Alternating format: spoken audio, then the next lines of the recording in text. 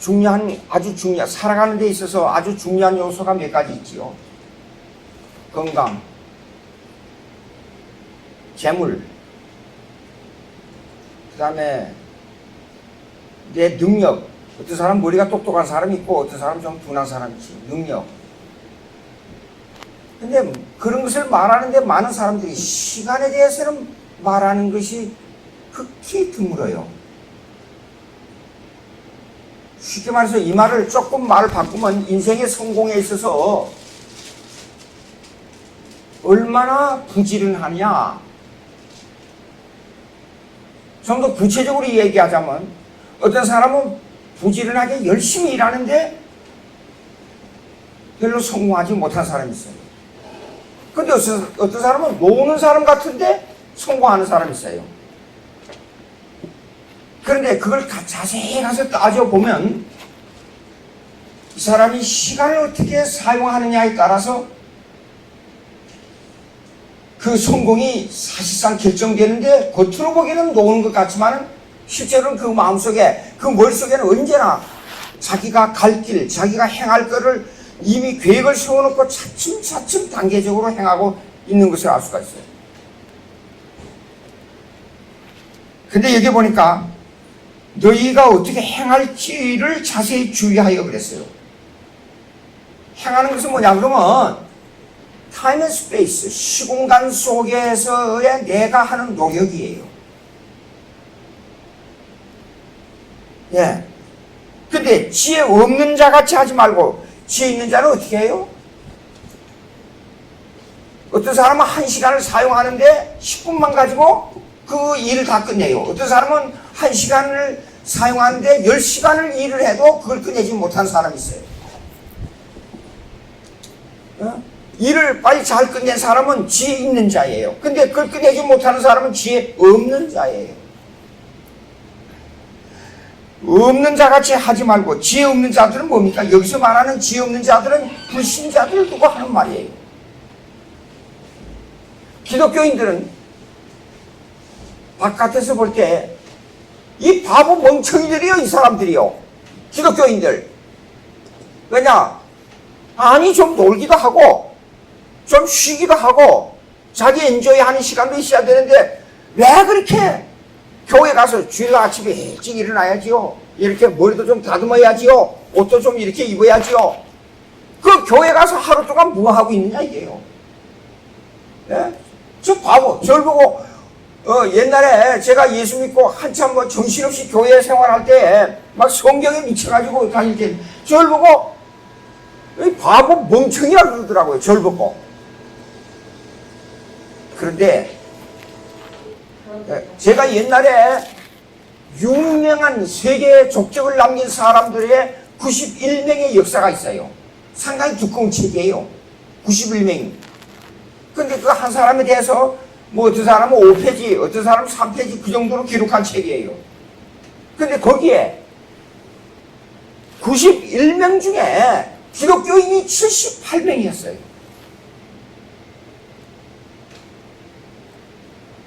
시간 낭비인 것 같지요?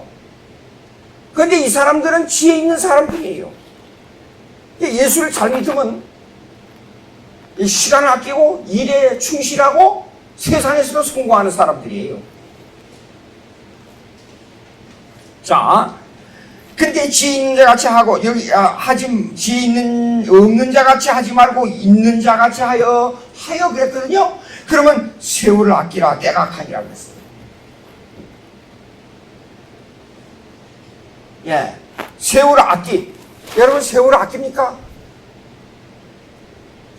이 세상에서 세월을 아끼는 사람은 한 사람도 없습니다. 무슨 뜻이에요?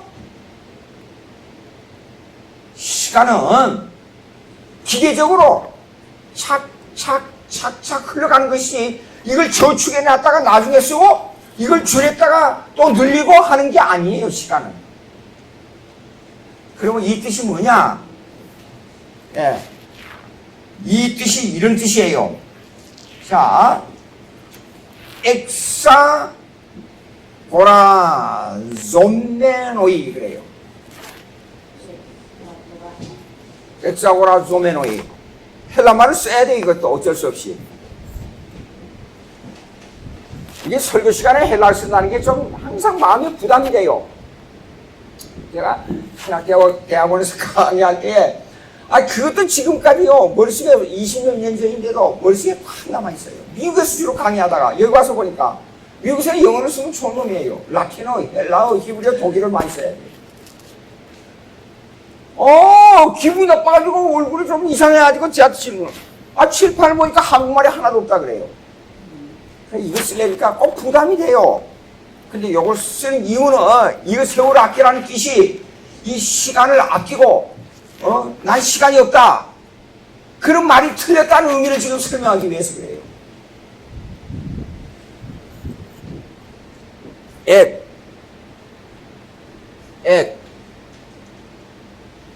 사, 오, 라,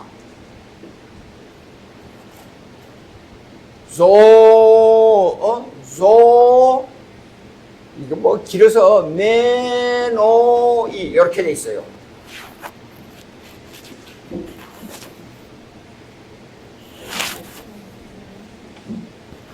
한국말로 엑사고라 조메노이, 엑사고라 조메노이.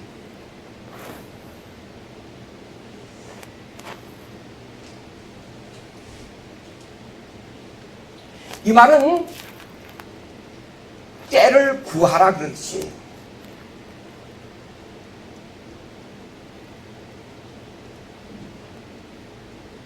때를 구하라. 그러면 이게 무슨 뜻이냐? 이게 이해가 안 돼요. 이렇게 이제 시간이 쭉 흘러가고 있잖아요. 내가 정신이 없어 막 엄청 바빠요 지금. 근데 아무리 바빠도 시간은 똑같이 가고, 놀아도 시간은 똑같이 가고, 쉬어도 시간은 똑같이 가요. 예. 근데 어떤 사람은 열심히 바쁜데, 엄청 바쁜데 가만히 보면 시간을 낭비하고 있어요. 예. 어떤 사람은 정신이 없이 막 왔다 갔다 하는데 보면 시간을 낭비하고 있어요. 그 무슨 뜻이에요? 자, 보자고요. 시간이 지금 이렇게 똑같이 가고 있습니다. 이 뜻이 지금 이 뜻을 설명하는 거예요. 근데 이거는 1시간이면 1시간 똑같이 나눠서 착착 기계적으로 움직이고 있단 말이에요. 근데 내가 이 지점에 와 있어요, 지금.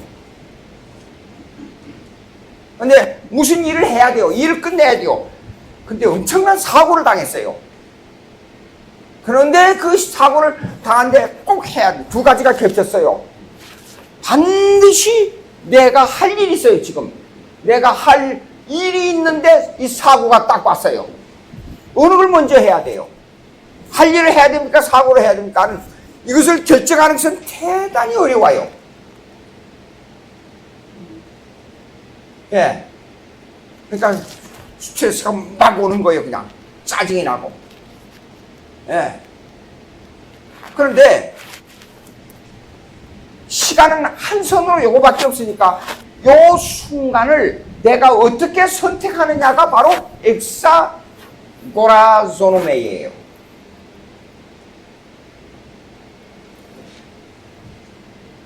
이 두 가지 사건 속에서 내가 할 일은 아주 중요한 일이에요. 근데 사고가 났어요. 사고 처리를 먼저 해야 되냐? 내가 할 일을 먼저 해야 되냐 하는 문제에 있어서 이걸 어느 쪽으로 선택하느냐? 그것이 바로 여기 redeeming. 이 말은 무슨냐면 redeeming. 이걸 구해내다 그런 뜻이에요, 원래가. redeeming, 구해내다. 시간을 구해내다, 이끌어내다 그런 뜻이에요. 시간을. 나를 위해서 이 시간을 이끌어내다 그런 뜻이에요. 구해내다. 예?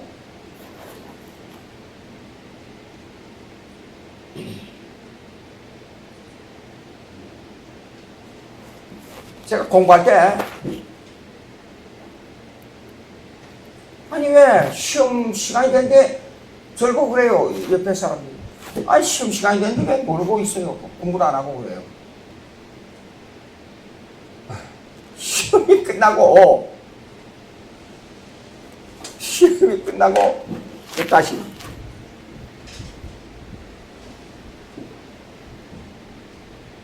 와우.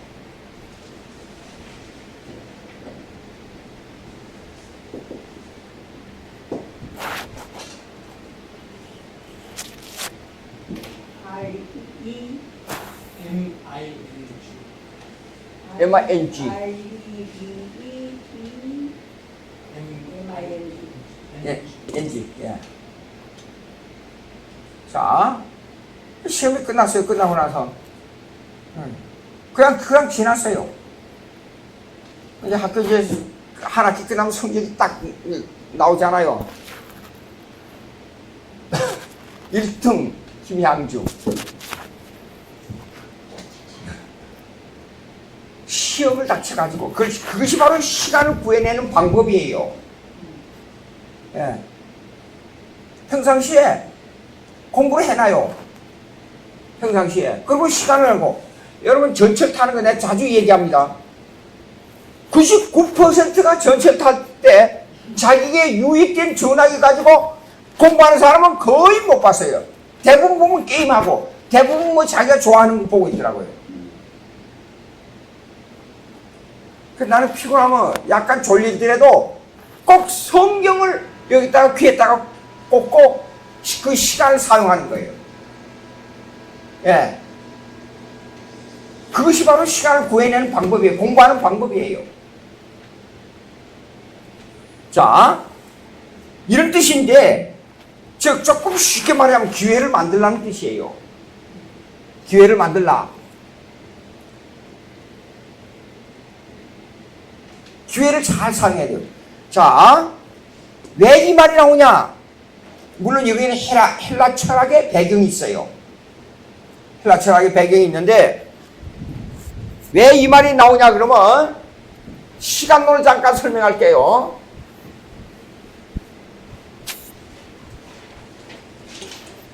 동양 철학에서의 시간론은 서클이라 그래요. 회전한다. 다시 돌아온다 그 말이에요. 그런 사람 때문에 윤회설이 있는 거예요. 사람이 죽으면 옛날 무슨 형태로든지 이 세상의 것으로 다시 환원한다 그런 뜻이에요. 윤회설이에요. 썩고.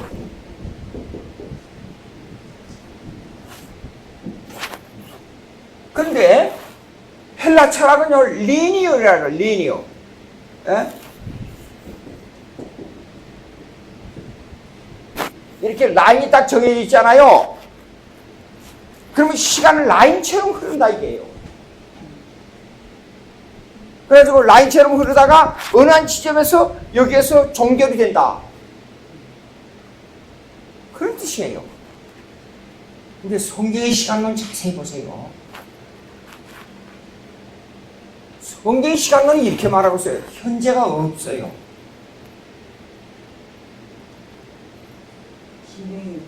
현재가 없어요. 예. 무슨 말이냐 그러면 사실 성경의 시간은 무시간에서 시작해가지고 무시간으로 끝나는 게 성경의 시간론이에요. 예. 무슨 뜻이냐 그러면 이 세상이 만들어지기 전에 여기에는 이거 영원이에요. 영원. 무시간. 영원. 그리고 종말이 오면 이것도 영원이에요. 영원. 이건 무시간. 예? 그러면 여기에서 시작해가지고 여기에 끝나는 뭐야? 그러면 여기는 창조고 이거는 예수님이 재림 종말이에요. 그런데 만약에 제가 예수 믿다가 잡혀가지고 오늘 제가 사형당해 죽는다고 가정하십시다. 그런 생각을 자주 해요. 그럼 나를 이제 죽이는데 하나님 앞에서는 이래요. 왜 순교자들이 재패가서 죽으면서도 담대하고 오히려 더 그들이 한나라를 바라보고 기뻐하느냐 이유가 있어요. 시간론으로 생각할 때 10년 후에 죽으나 20년 후에 죽으나 마찬가지예요. 현재라는 개념이 없는 겁니다. 자, 물어봅시다. 특별히 젊은이들은 이 말을 잘 들어야 돼요. 내가 지금 말하는 순간, 아주 그 기간은, 순간이라는 기간은 얼마인지 몰라요. 말하는 기간은. 딱 쉽게 말해서 여기가 있는데 지금 말하고 있어요. 근데 말하기 전에는 영원한 과거이고 말한 후에는 영원한 미래예요. 현재가 없어요. 지금 내 말 이것은 영원한 과거로 지금 흘러버렸어요. 그리고 앞으로 할 얘기만 나와 있어요. 지금 현재가 없습니다. 현재라는 기간을 정할 수가 없다 그 말이에요. 그러니까 시간을 내가 쪼개가지고 시간을 만들고 이렇게 이 시간 내가 이렇게 하고 이 시간 내가 이렇게 하고 이 시간 내가 이렇게 한다는 것은 성경적으로 전혀 맞지 않는 거예요. 순간순간을 내가 어떻게 사용하느냐, 그것이 시간을 아끼는 거예요. 네. 그리고 사도 바울이 이 말을 쓸 때 사도 바울이 가만히 보면 사도 바울은 헬라의 사상도 잘 알고 있었고 유대주의도 잘 알고 있었단 말이에요. 그러면 보세요. 자세히 보세요. 여기 영원한 과거고 영원한 미래지 않아요. 그러면 이것이 시간이 가고 있다는 뜻은 뭐냐? 그러면 이렇습니다. 이렇게 멀리 있는 게 아니라 이것이 차츰 좁아지고 있다는 뜻이에요. 에? 지금 시간이 가고 있다는 것은, 또 시간이 가고 있다면 하루가 갔다는 것은 하루 정도 좁아졌다는 뜻이에요. 종말은 딱 정해져 있어요.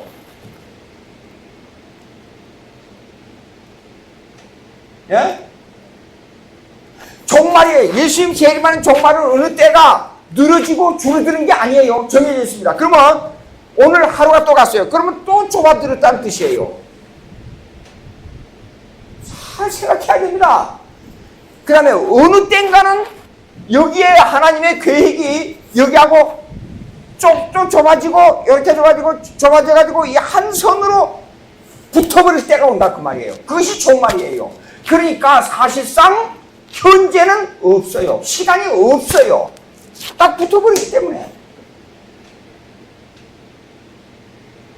그래서 이 말이 헬라 말의 뜻은 뭐냐면 시간을 내가 만들고 내가 이거 시간 오늘 하루는 하루가 딱 정해지고 내일은 내일 딱 정해지고 모레는 모레가 딱 정해진 게 아니에요. 하나님 앞에서는 하루 동안 내가 살았다는 것은 하루 동안 나에게는 시간이 없어졌다는 뜻이에요.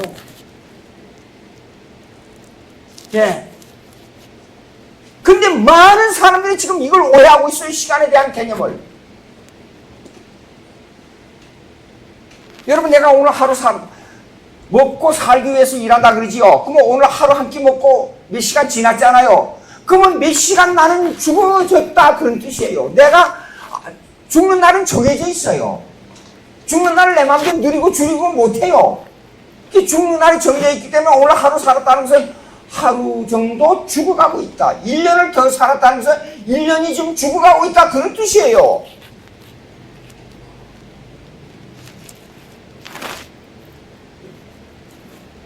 자, 그런데 이 시간을 사용하는 방법이 뭐냐? 세상적으로 말할 때 열심히 일해서 돈 많이 벌어가지고 그 다음에 성공하고 하는 것도 노력의 결과예요. 그것도. 근데 더 중요한 노력의 결과를 시간을 사용하는 게 뭐냐? 그것은 사람이 사는데 가장 중요한 것이 뭐냐면 시간이에요.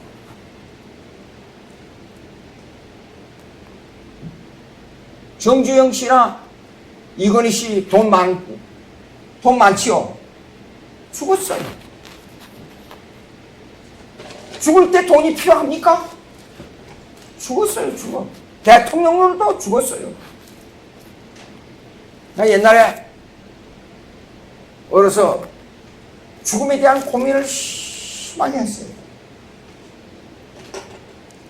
호랑이는 죽어서 가죽을 남기고 사람은 죽어서 이름을 남긴다더니 내 이름을 남기는 좋은 사람이 되어야겠다 그러는데 가만히 생각해 봤어요. 내가 어디서부터 이 헬라 철학을 많이 그런 관념을 많이 생각해야 했던 것 같아요. 산을 바라다보고 왜 산 뒤에는 하늘이 다 있을까? 가운데 오게 되면 왜 이렇게 둥근 이 공중이 왜 이렇게 둥근가? 둥글게 보이는가? 그 지구가 둥글어서 그런 것이 나타나는 자연현상인데 그런 생각을 하고 왜 나무는 가만히 서 있지? 그런데 왜 자라냐? 가만히 서 있는 게 왜 자라는 그런 식물이 되어 있느냐 이게요. 네? 그런 생각을 많이 했단 말이에요. 문제는 뭐냐면 어떤 것도 식물도 언제든지 죽고 동물도 반드시 죽고 사람도 죽는다는데 문제가 있다 그 말이에요. 내 말은. 왜 죽어요? 왜? 계속 이걸 빨아들여가지고 물을 빨아들여가지고 나무가 계속 성장하면 되는데 왜 죽느냐 이게요. 사람도 그냥 계속 영양을 먹고 계속 나가면 되는데 왜 죽느냐 이게 왜? 그 원인이 뭐야 이게 원인이. 응?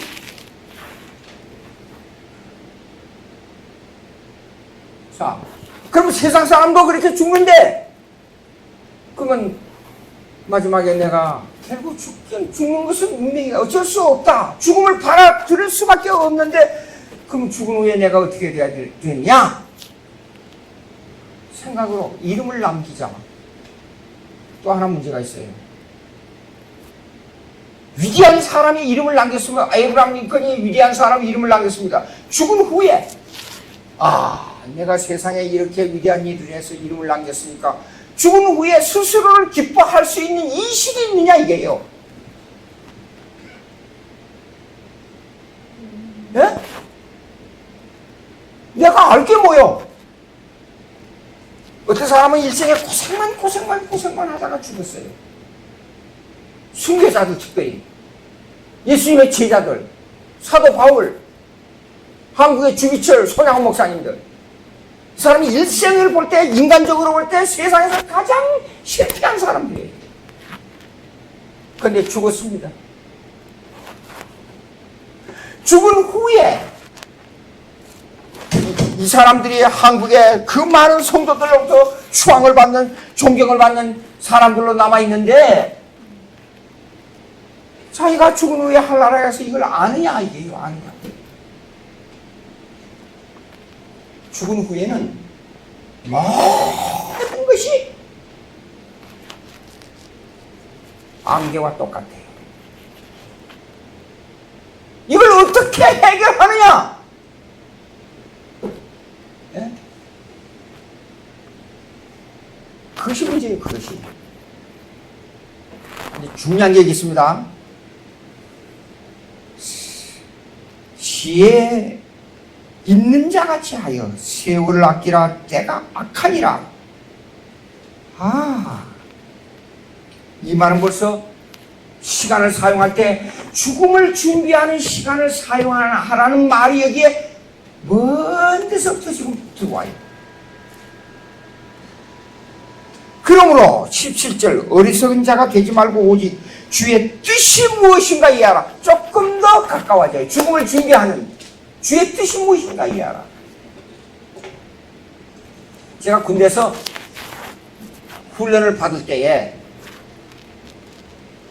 쫙 이 얘기를 하는데 그 장교가 나와서 일을 하더라고요. 군대에서 생활하는 것을 젊음에서 낭비하는 시간으로 생각하지 말라. 여러분들이 일생에 가장 중요한 결정을 할 수 있는 시간이 이 시간이다. 훈련장에서 땀을 많이 흘린 병사는 전쟁터에서 피를 적게 흘린다.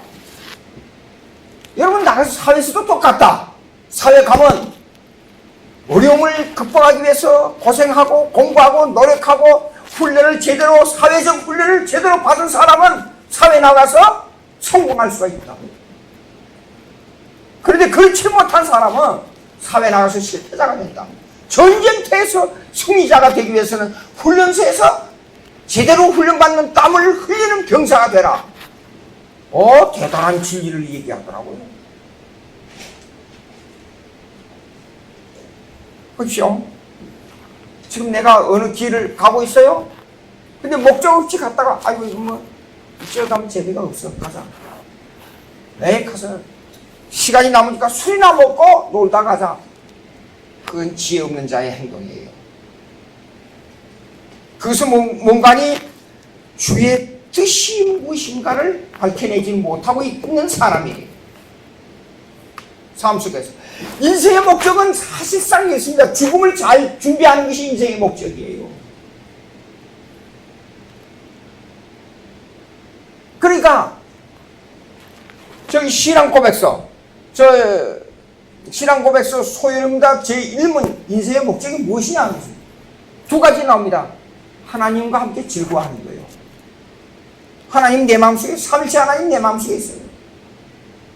그 공작하는 이가 누구예요? 적용하는 이가 성령으로 말미암아 대화하고 즐거워하는 거예요. 그리고 하나님을 영화롭게 하는 거예요. 왜 하나님을 영화롭게 하느냐? 내가 살아보니까 여러분들은 어떻게 생각할지 모르지만은 살아보니까 이러더라고요. 인간적 관계로 말미암아 아무리 좋은 일이 있어도 하나님과의 관계에서 하나님을 즐겁게 해드리는 것만큼 내 마음속에 지속적인 즐거움이 없어요. 처음 해보신 분은 압니다. 여러분들이 믿어봐서 알아요. 예. 그리고 성경을 연구하면서 성경을 이렇게 보면서 하는 시간엔 모든 것을 다 잊어버릴 수 있어요. 그 참 묘해요. 제가 책을 써가지고 이렇게 나눠주게 되면 900페이지 되는 변증학을 나눠주니까 그러더라고. 아이고 골치 아파. 근데 난 그게 그렇게 재밌어요. 제 동창생이 그래요. 골치 아픈 거 좀 쉬어가면서 하라고. 그럼에도 불구하고 이 책상 앞에 앉아서 이걸 연구하고 하나님 말씀 또 성경을 뒤졌다가 이렇게 하는 시간 가는 줄은 몰라요. 즐거움이 즐거움. 나는 그렇게 재밌어. 그 사람들이 이해를 못하는 거예요. 그러니까 내가 일생에 살면서 내가 하는 일과 내가 행동하는 것, 생각하는 것, 내가 방황에 가는 것, 그것이 하나님의 뜻과 어떤 관계가 있느냐고 신중하게 생각하면서 사는 삶이 얼마나 즐거운 삶이 되는가를 알아야 돼요. 근데 보시오. 그래놓고 18절에 재밌게 나와요. 술 취하지 말라. 이는 방탕한 것이니 오직 성령으로 충만함을 받으라. 아니 왜? 세월을 아끼라. 때가 악하니라. 주의 뜻이 무엇인가 이해하라. 그래놓고 느닷없이 왜 술 취하지 말라. 이게 뭐냐 그러면 이래요.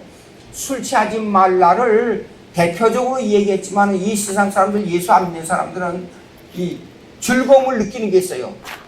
제일로 즐거움을 많이 느끼는 게 술입니다. 술. 자기를 마비시켜버립니다.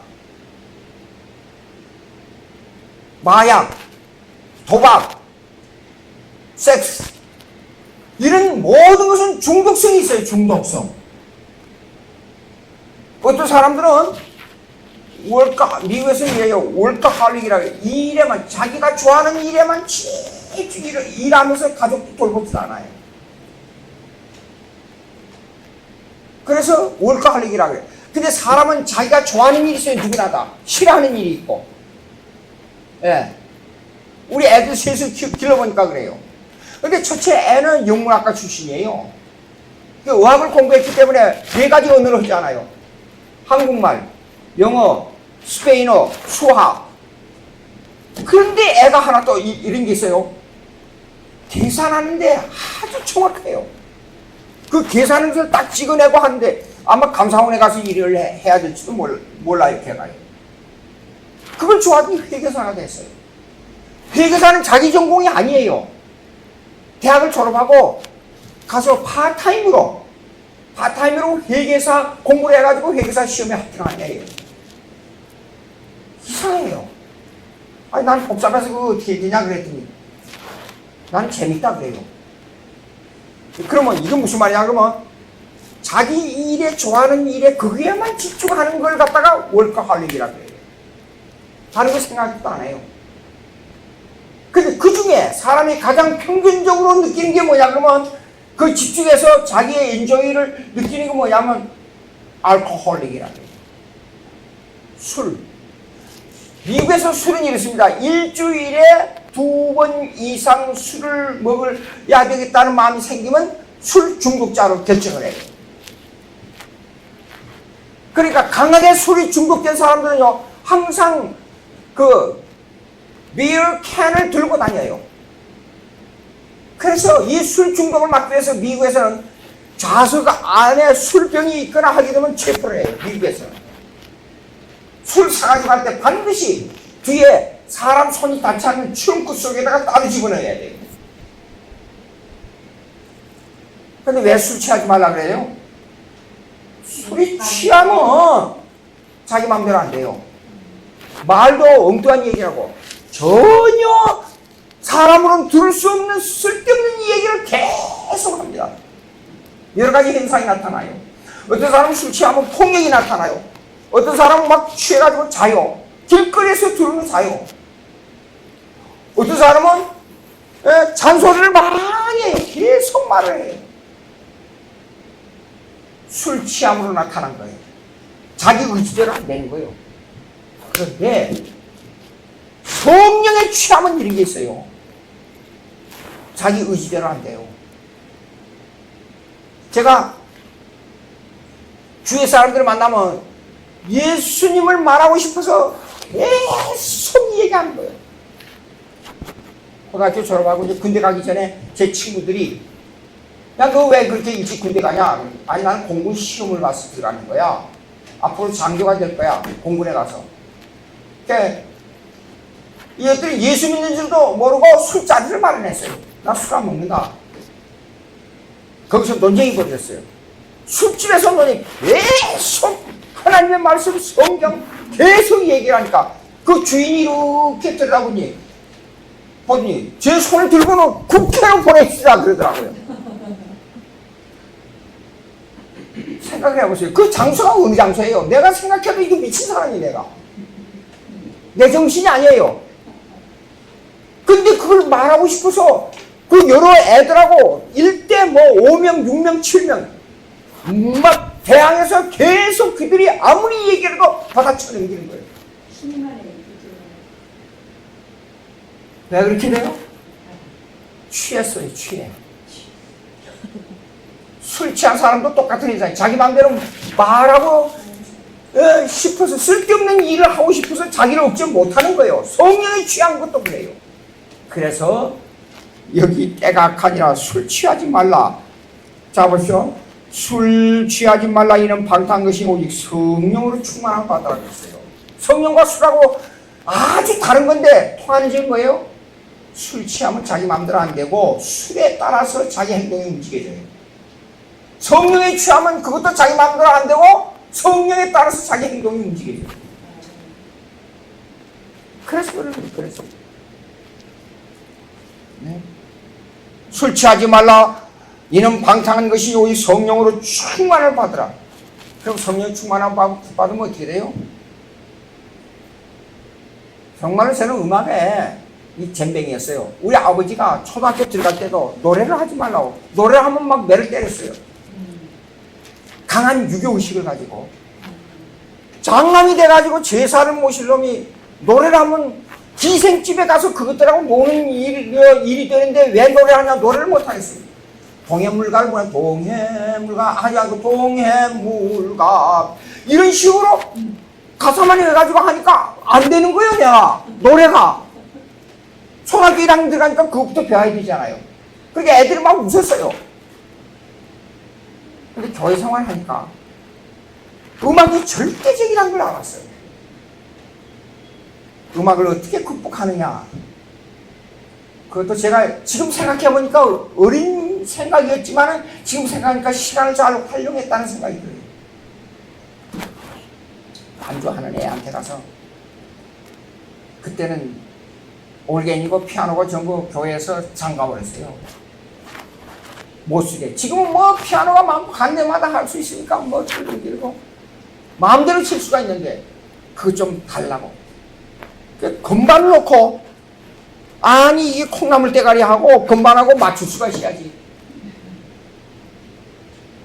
도저히 안 되는 거예요. 그래서 살짝 잠깐만 좀 가르쳐달라. 이거는 이 콩나물 때는 어디하고 이거 어떻게 맞는 거냐. 그러니까 이걸 가르쳐 주는 거예요. 그 자리에서 적었어요. 적어가지고 와서 이걸 어떻게 해야 되냐. 안 되겠다. 두터운 종이로 가지고 건반하고 똑같이 재가지고 저걸 그 종이에다가 그 건반의 모양을 그렸어요. 근데 보니까 반음이 뭔지를 모르는 게 반음이 올라가는 걸. 그 다음에 가서는 또 반음이 어떻게 나니까 검정 건반을 가지고 이렇게 이해해서 이거 반음이라는 거 가르쳐 주는 거예요. 그래가지고 그걸 가지고 와서 쉽게 말해서 도레미파솔라시도를 처음 새로 시작하는 거기서요. 이 종이를 가지고 여기 이 콩나물 대가리에다가 이렇게 받쳐가지고 이것이 이렇게 올라가면 반음인가. 그것을 밤이 깊도록 손가락으로 짚어가면서 이거는 도고, 요거는 미고, 도고는 솔이고 이렇게 공부하는 거예요. 네. 근데 그것만 가지고 안 돼요. 생각을 해보십시오. 음악은 대위법이라는 게 있어요. 대위법을 어느 정도 알아야 알고, 그 다음에 또 중요한 게 코리분견이라는 게 있어요. 도미솔을 하게 되면 이 음의 넓이와 이 넓이와 좁은 것이 어떻게 되냐는 것을 알 수가 없어요, 이거요. 그것도 또 공부해야 되니까. 마침 그런데, 박철웅이라고 음대 출신이 와서 한 1년 동안, 교회 지휘를 하면서, 그러니까, 잘 됐다.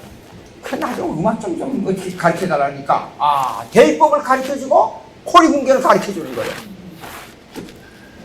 참. 그러면 이게요. 여러분 여기 시가 있지 않은 시와 찬송과 신령한 노래들로 서로 화답하며 너희의 마음으로 주께 노래하면 찬송. 왜 그런 줄 알아요? 성령이 충만해가지고 한 그룹이 생기잖아요. 그룹이 생기면 시를 알고 시를 가지고 성경을 연구하는 게 얼마나 중요한지 모릅니다. 성경의 3분의 1 이상이 시로 되어 있어요. 그래서 참신한 기독교인은 참신한 시인이 돼요. 요즘 시가 그냥 왔다 갔다 하고 자기 마음대로 해버리는데요. 시는 장르를 정확하게 정하는 게 아주 중요합니다.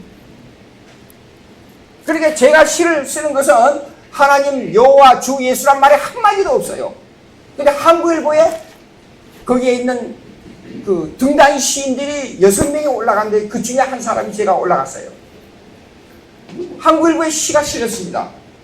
근데 고은 말고 고원 교수, 미국의 캘스테이트 그 문학 교수예요. 영어로 시를 쓰면 아주 가슴을 파고드는 내용들이 많아요. 그분이 쓴 시를 보면. 그런데 고은 교수가 한국일보에 나온 제 시 6명이 딱 평가를 하는데 이 사람은 하나님을 가슴에 두고 가슴속 깊이 하나님과 몸부림을 치는 그 투쟁 속에서 나온 시다 그러더라고요. 아니 하나님 예수 그리스도 한마디도 없는데 어떻게 그걸 알아내느냐 이게요. 그 시가 광야였어요. 시 제목이. 인생은 광야길을 가는 거야. 근데 그 광야길 속에서 가장 나를 인도하는 표대는 누구냐? 하나님이야. 예, 솟아치는 광야는 그냥 지나가는 광야가 아니라 솟아치는 광야예요. 야수가 있고 폭풍우가 있고 눈보라치고 비바람이 때리는 거기에서 인생살이를 어떻게 사느냐.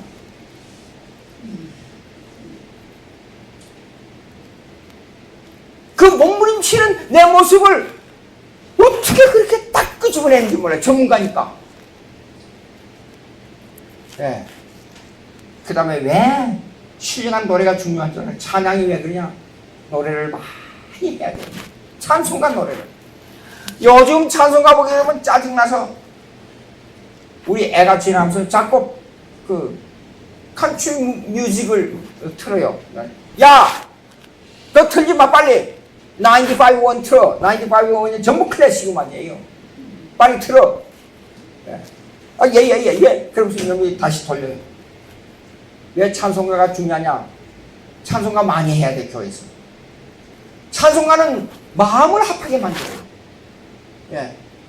그냥 요새 노래하는 식으로 예수께서 둥딱둥딱 오셨네 둥딱둥딱 예수 주 예수 그렇게 하지 말고 예. 그리고 막 짱짱짱짱 술집에서 치는 짱짱짱 붕이나 때리고 깽가리 떨지 말고 지난번에 얘기했잖아요.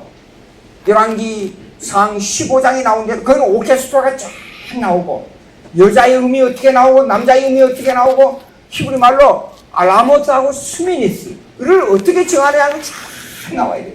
그러니까 한국 음악은 성경의 음악이 막지를 않아요. 예.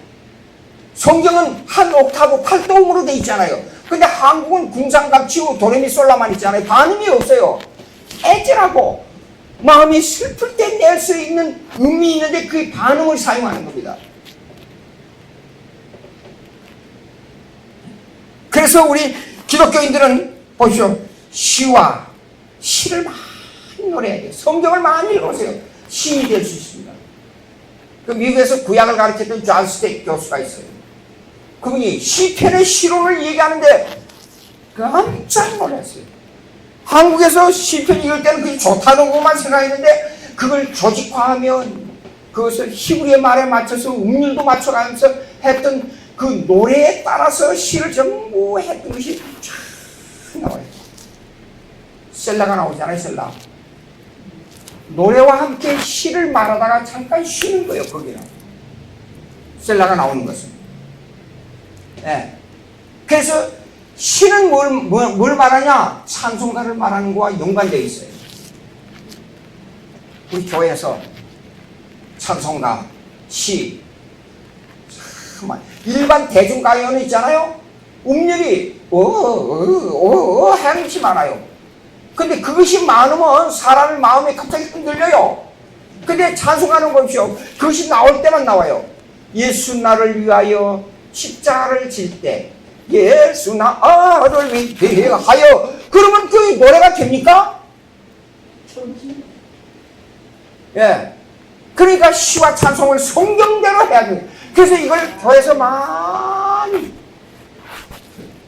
성경대로. 옛날 찬송가가 좋아요. 제가 이렇게 하니까 날 보고 그 사람 19세기 사람이라고 그러는데 예.